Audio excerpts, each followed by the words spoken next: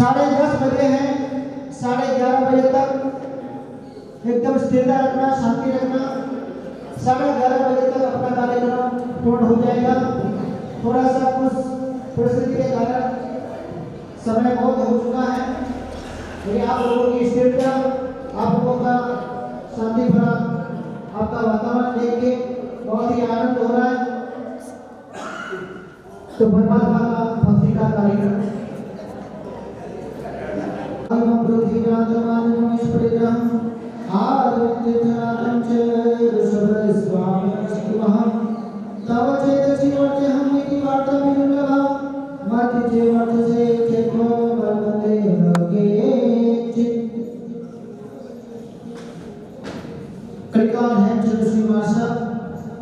वितराग स्तोत्र के अंदर प्रार्थना करते हुए भगवान से कह रहे हैं, कलिकाल है श्री माता तो भगवान से प्रार्थना करके परमात्मा को पाने की तमन्ना रखते हैं। लेकिन उसके पहले आप लोगों से पूछूंगा कि आप जब भगवान के मंदिर में जाते हो, आप प्रार्थना करते हो कि याचना करते हो? आप मंदिर में जाते हो तो प्रार्थना करते हो या याचना करते हो? होता है मांगना, और प्रार्थना का मतलब भी होता है मांगना, लेकिन दोनों में फर्क है। दोनों में फर्क है।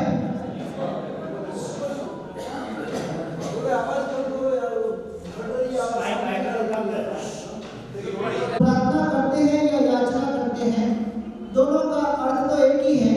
याचना का अर्थ भी होता है मांगना और प्रार्थना का अर्थ भी होता है मांगना, लेकिन दोनों में फर्क है। भिखारी होता है ना, वो याचना करता है, और जो भगत होता है वो प्रार्थना करता है। तो प्रार्थना का अर्थ क्या होता है और याचना का अर्थ क्या होता है? याचना वो है जो भगवान ने छोड़ा है उसको मांगना, वो याचना है।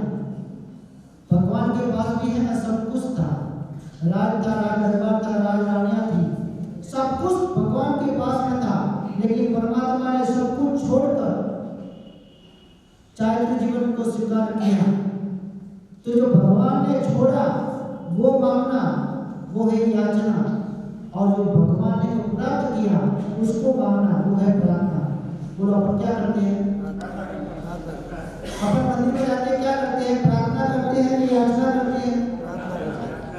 हाँ? भिखारी होता है वो याचना करता है, और जो भगत होता है वो प्रार्थना करता है। वो भिखारी पीछे पड़ा, सेठ जी ने नहीं दिया।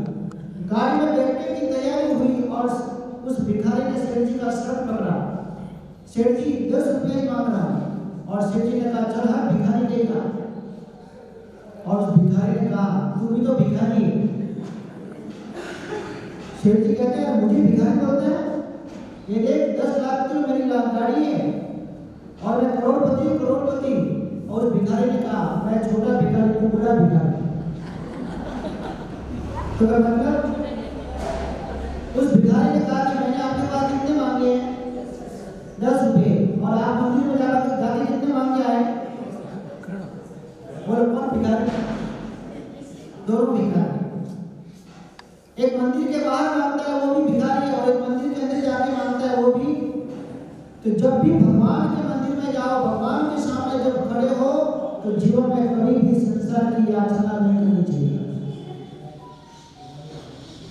जब देने वाले जो 1000 हाथ वाले हो, तो फिर भगवान के सामने जाके इस संसार की तुच्छ वस्तु मांग के संसार में क्यों फंस रहे हो? इसलिए भगवान के सामने जाके प्रार्थना करो कि हे भगवान, आपने जो प्राप्त किया है वो ही मुझे चाहिए। इसलिए जीवन में भक्त बनकर भक्ति करनी चाहिए, भिखारी बनकर नहीं। कलिकाल है श्री माता ने भगवान से यही प्रार्थना की कि हे भगवान, मेरे हृदय के अंदर आज आप विराजमान हो, ये तो मैं मानता हूँ।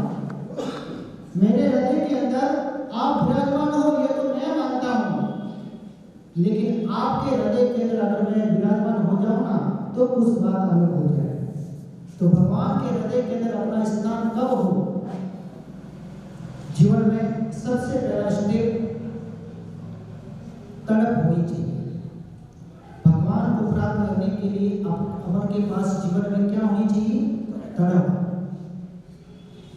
जब भूख के बाद जो भोजन मिलता है उसका स्वाद बहुत अलग ही होता है। बहुत लंबी मुसाफिर की हो और फिर अपन मंजिल की जो प्राप्ति होती है उसका आनंद कोई अलग ही होता है। जब अपन को बहुत प्यास लगी हो और जब अपन को पानी मिले उसका आनंद बहुत अलग ही होता है। समर वैकेशन के अंदर पालीताना की जो नवाब यात्रा करते हैं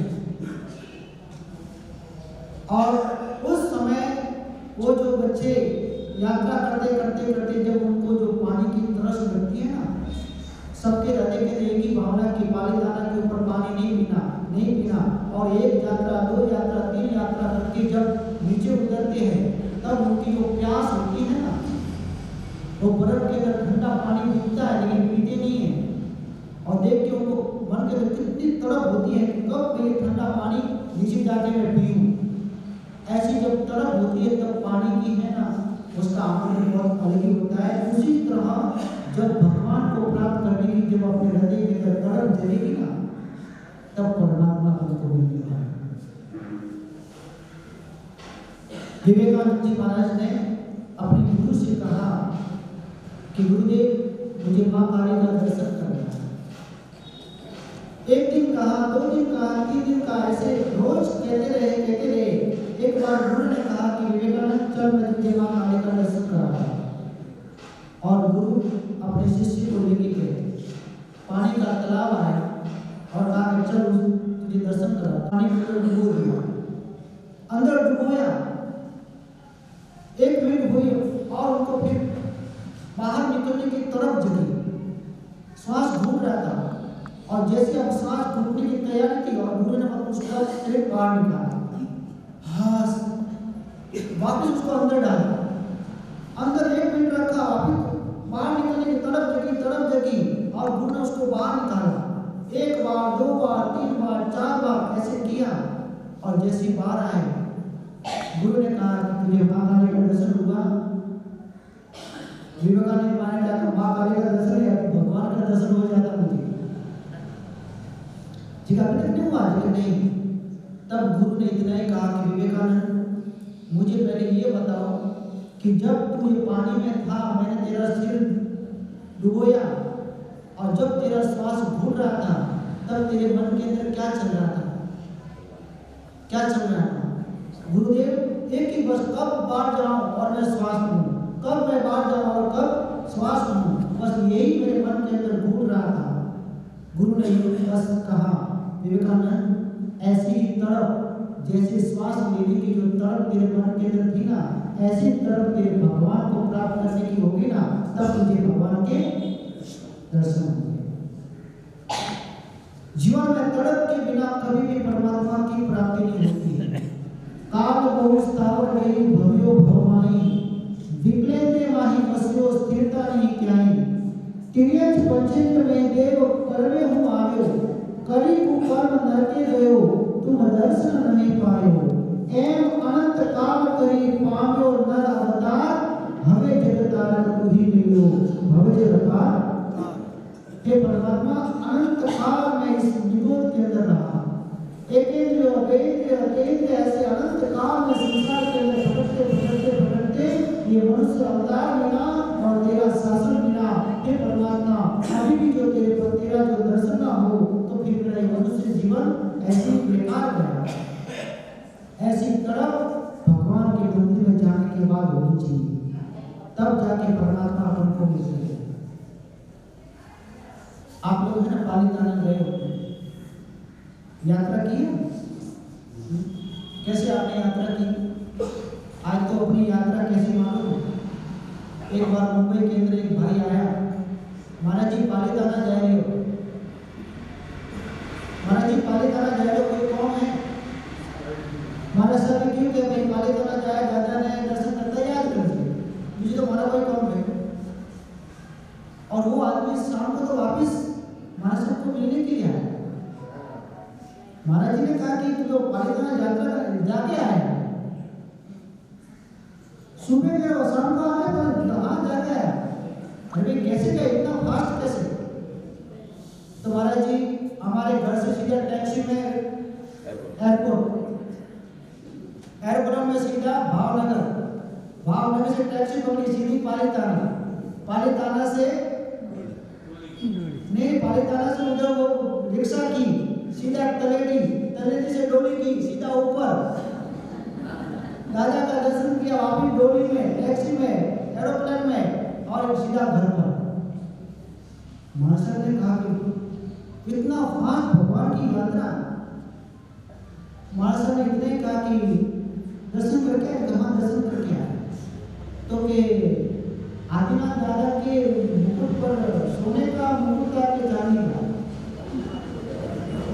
उस आदमी ने कहा कि महाराज सर बोलो। तो हाँ बोलो। महाराज उस भगवान के सिर पर मुकुट था या नहीं था वो भी मुझे मालूम नहीं। तो फिर यात्रा की मतलब क्या होगा? ऐसी यात्रा नहीं। आप लोग पालीताना गए होंगे, ऊपर चढ़े होंगे और आदिनाथ दादा के दर्शन आपने किए होंगे। सिर्फ खाली इतना ही मुझे बताना, आदिनाथ दादा को 4,500 पगथियां चढ़ के ऊपर बिठाया है। इतना ऊपर बिठाने की जरूरत क्या है? नीचे बिठाते तो हर कोई आदिनाथ दादा का दर्शन कर लेता। इतने ऊपर आदिनाथ दादा को ऊपर क्यों बिठाया? कभी आपको जीवन प्रश्न उठा क्यों बिठाया? बस एक ही कि भक्त के हृदय के अंदर परमात्मा मिलने की तड़प जगे। आदिनाथ दादा को मिलने के लिए ये जब चले ना तो बस आदिनाथ दादा आप जाते हो क्या कहते हो? दादा करते चलते हो ना। हाँ, तो ये क्या है? आपके हृदय के अंदर तड़प जगती है। लेकिन आज तो आप चलते हो ना तो दादा करते हुए चढ़ते हो और जैसे दर्शन हो गया नीचे उतरने के बाद भागा करते भागा।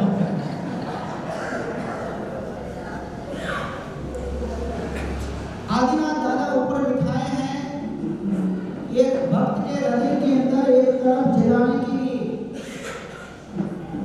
इसलिए आदिनाथ दादा को ऊपर बिठाए हैं। इसलिए जीवन के अंदर परमात्मा को अगर प्राप्त करना है तो जीवन में तड़प होनी बहुत जरूरी है। भूख के बाद भोजन, प्यास के बाद पानी, चलने के बाद मंजिल। हम भी जब विहार करते हैं ना 10 किलोमीटर 15 किलोमीटर और जब थक जाते हैं तो हमको भी है ना उपासना की याद आती है कि तो उपासना है। तो थक के बाद मंजिल की प्राप्ति, फिर उसी तरह तड़प के बाद परमात्मा की प्राप्ति है ना, उसका आनंद बहुत अलग ही होगा। इसलिए जीवन में तड़प जगा, कब दादा को मिलेगा, कब परमात्मा को मिलोगे, संसार के अंदर मैं कब तक मैं भटकता रहूंगा, ऐसी जब तड़प जगेगी तब परमात्मा आपको मिलने वाले हैं। और दूसरा स्टेप है आंसू। याद रखना, जैसे आपको है ना तड़प जगेगी ना, आपके आंखों में से आंसू आए बिना नहीं होगा। तड़प वही है, आपके आंखों में से आंसू की धारा बहेगी कि दादा कब मिलोगे, कितने कर्म मैंने, तू नहीं मिला तो मैंने कितने कर्म बांधे, ये दादा अब तू मुझे मिला है, तेरा शासन मिला है। और आपकी आंखों में से आंसू मिलेंगे। जब तक आपके आंखों में आंसू नहीं होंगे तब तक परमात्मा आपको नहीं मिलेगा। जब चंदनमाला, जब मोरा सेठानी ने उस चंदनमाला को मस्तक पर मुंडन किया, हाथों में बेड़ी बांधी, 3 दिन के उपवास हुए, एक पैर बाहर एक पैर मुंडा के अंदर, सुपड़े के अंदर अड़ुल के बाबुले, 8 का तप हो गया है। और उस चंद्रमाला जी के मन के एक ही तमन्ना हुई, कोई आए तो उनको मैं मोरा के पालना करूं। और उस समय कौन आए? भगवान महावीर।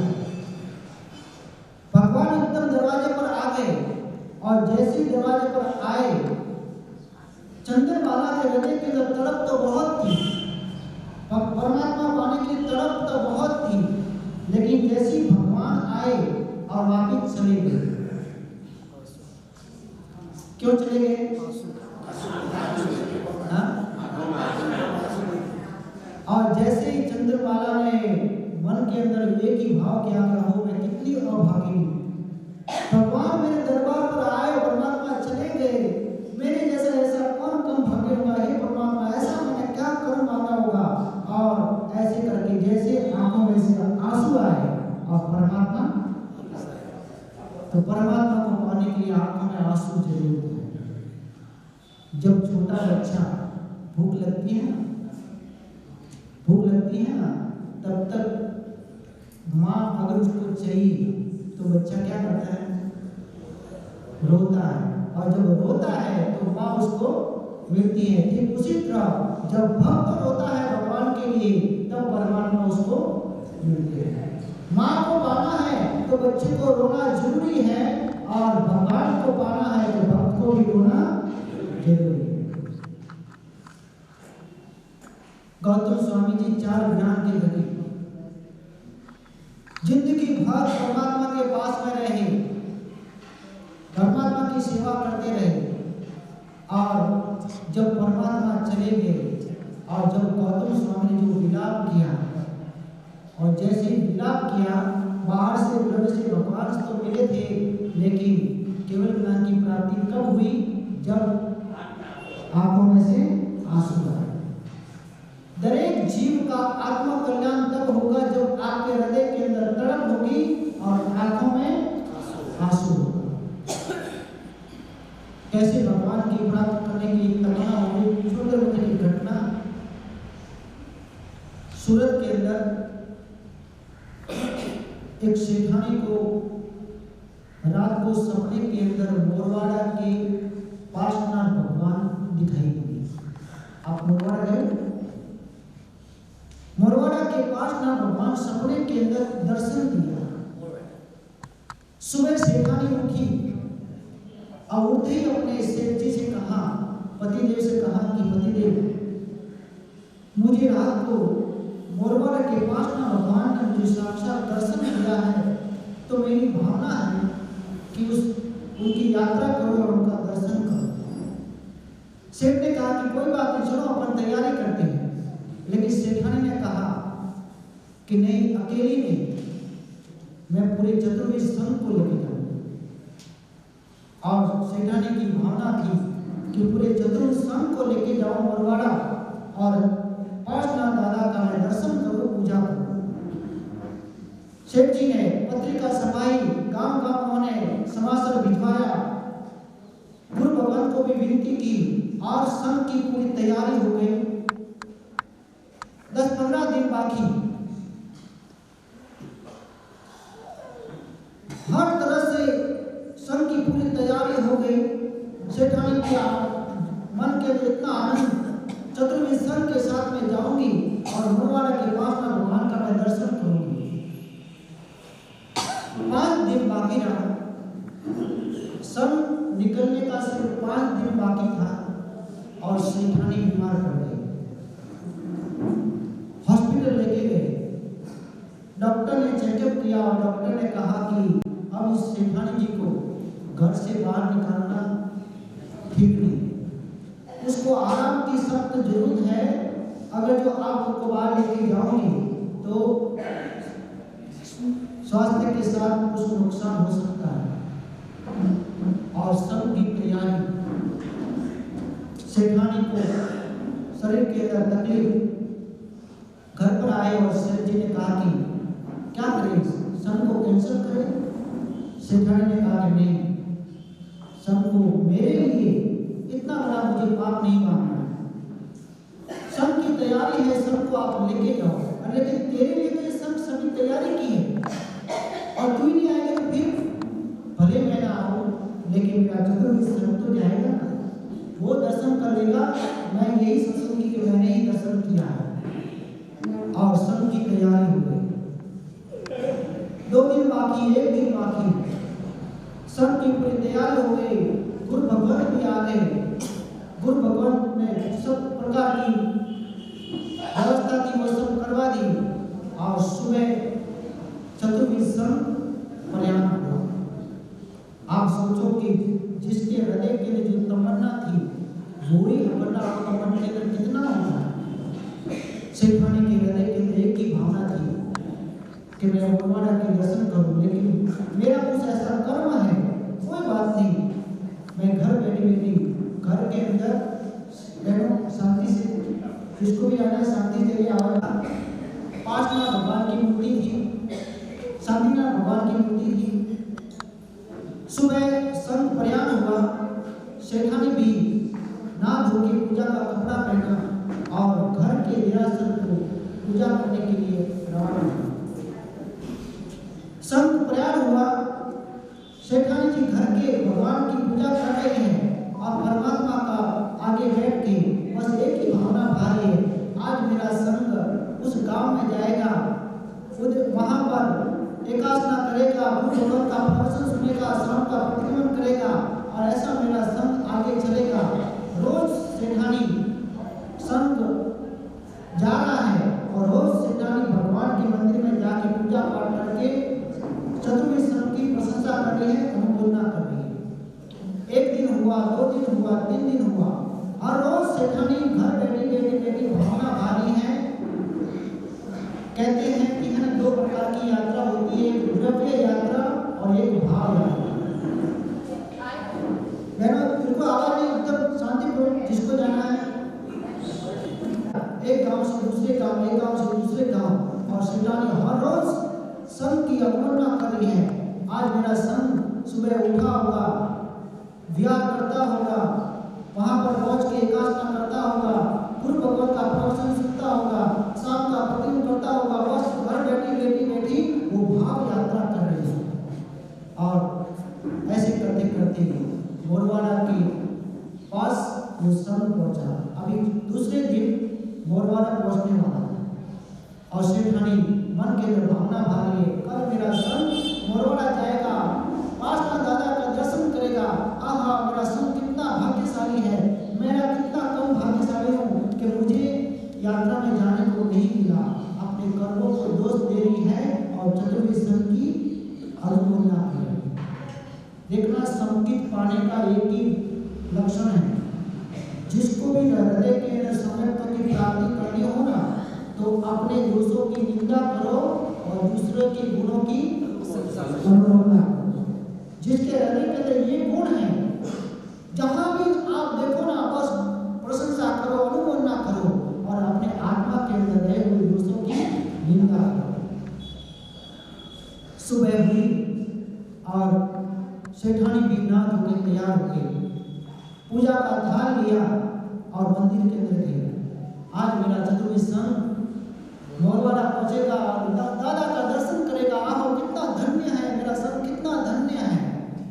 और संत मोरवाड़ा पहुंचे, चतुर्वेद संत भगवान के दर्शन करने के लिए जा रहे हैं, नहा धो के भगवान की पूजा पाठ करने के लिए जा रहे हैं और सेठ जी भी पूजा का ड्रेस पहना और परमात्मा का दर्शन करने के लिए, पूजा करने के लिए जा रहे हैं। देखना क्या घटना घट रही है।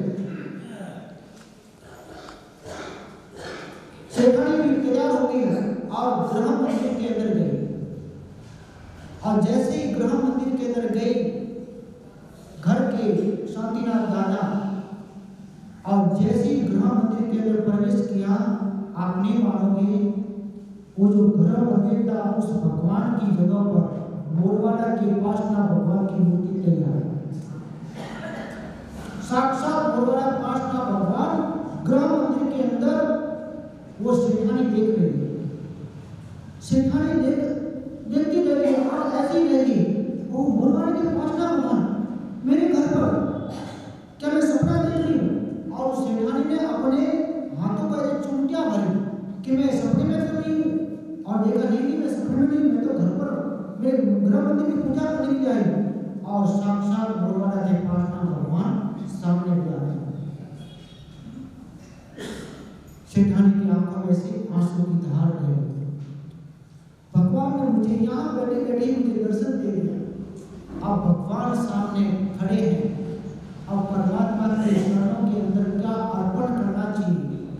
जब भी अपन भगवान के मंदिर में जाए ना, तो कभी खाली हाथ नहीं जाना चाहिए। जो खाली हाथ जाता है वो खाली हाथ आता है, शैतान ने विचार किया कि भगवान आए तो मैं उनके शरणों के अंदर क्या अर्पण करूं। और शैतान के गले के अंदर 1.25 लाख रुपए का हार था। देखना, जिसको संसार की कीमत लगती है ना, उसको परमात्मा की कीमत समझ में नहीं आती है। और जब परमात्मा की कीमत समझ में आ जाए तो संसार की तमाम वस्तु की कीमत घट जाती है। शैतान ने अपने गले का हार निकाला 1.25 लाख रुपए का, और जैसे ही हार निकाल के परमात्मा के गले में पहनाया, और जैसे ही वो हार पहनाया और परमात्मा उधर से गए, शैतान खुश हो गए और परमात्मा ने मेरा क्या हुआ बेटा स्वीकार कर लिया। अब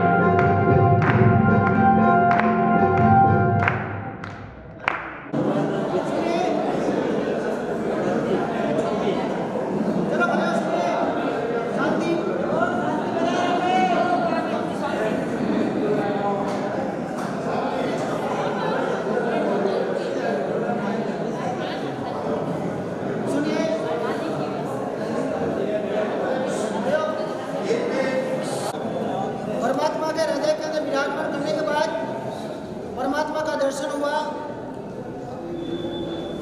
आज का ये दर्शन सुनने के बाद, भक्ति का कार्यक्रम होने के बाद सभी के हृदय के अंदर एक ही भावना होनी चाहिए, एक ही हृदय के अंदर भावना होनी चाहिए कि मत कहो प्रभु से, मत कहो प्रभु से कि समस्या विकट है, मत कहो प्रभु से कि समस्या विकट है, अब कह दो समस्या से ही कि प्रभु अब मेरे निकट है। और जब परमात्मा अपने निकट में आ जाते हैं, जब परमात्मा अपने हृदय के अंदर विराजमान हो जाते हैं, तो भक्त के हृदय के अंदर जो प्रार्थना होती है, आज के ज़माने की प्रार्थना, आज का ज़माना किसका ज़माना है? मोबाइल का। तो मोबाइल की भाषा में ही आज प्रार्थना करेंगे कि हे भगवान, हे आदिनाथ दादा, आप मेरे दिल में आए हो चुपके से मैसेज की तरह। हे आदिनाथ दादा, आप मेरे दिल में चुपके से आए हो मैसेज की तरह, दिल में बस गए हो रिंगटोन की तरह, कहीं गायब नहीं हो जाना नेटवर्क की तरह, मुझको भी याद रखना बैलेंस की तरह। तो आज का बहुत सुंदर मजा आपने जो कार्यक्रम हुआ और माइक लैब होता है